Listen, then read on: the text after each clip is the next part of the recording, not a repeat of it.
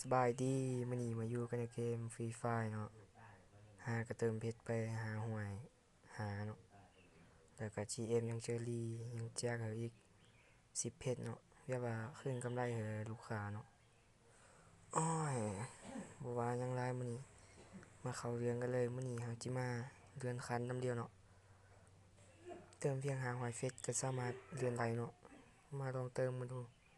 เอากดเลยว้าวสุดสวยหาก็ได้ฮอด20หาก็ลิ้นมือวานซื่อนี่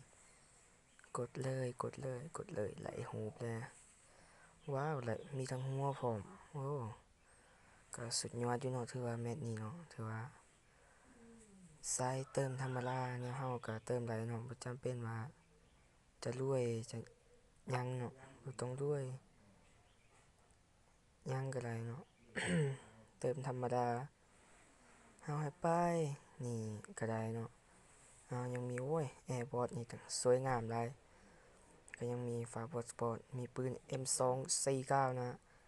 มันงามมากมันงามหลายๆยังมีกระเป๋าบักแมวด่างบักแมวดำ เวล1เวล2เวล3แล้วก็แถมสกินแมวแล้วก็ท่าเต้นมันนี่แดนเนาะแล้วก็บัตรเฟสแล้วก็หินแปลงร่างแล้วก็สุดท้ายแม่นสุดผู้หญิงสวยงามหลายเนาะพี่น้องโอ้ยบ่อยากจะเว้าหยังหลายเนาะ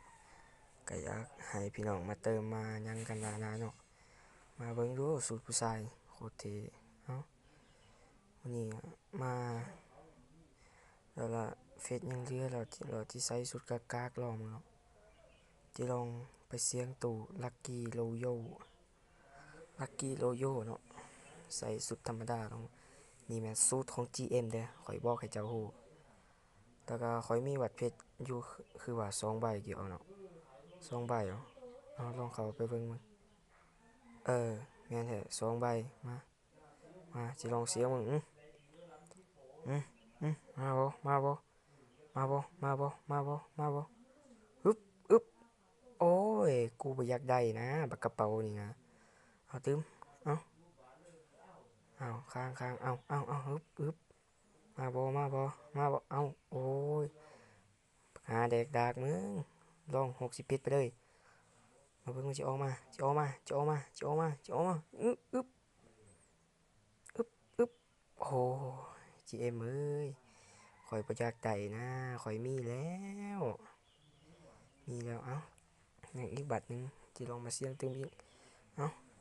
โชคชะตาสิ้นสุดท้ายสิ้นสุดท้ายเออโอ้นึกว่าจิได้เนาะยินแต่ละคนเขาว่ามาไล่มันได้ง่ายอันนี้บ้านเฮามาเสี่ยงแท้โอ้ยบ่แม่นเลยเด้อบ่แม่นแนวเอ้าเฮ้ยเมื่อยแล้วเว้ยลองเปลี่ยนเสื้อฟ้าบดคอเบิ่งเรามาเบิ่งแอร์บอทอันเท่าไรเมื่อกี้นี่เนาะ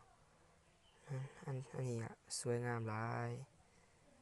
เป็นแอร์บอทอียิปต์แอร์บอทลูนิดเนาะ แล้วเรามาเปลี่ยนฝาพาสปอร์ตก่อนเอาแล้วมื้อนี้ก็ขอจบคลิปเพียงเท่านี้เนาะมื้อนี้บ่ได้สิมาเล่นเนาะมื้อหน้าเด้อ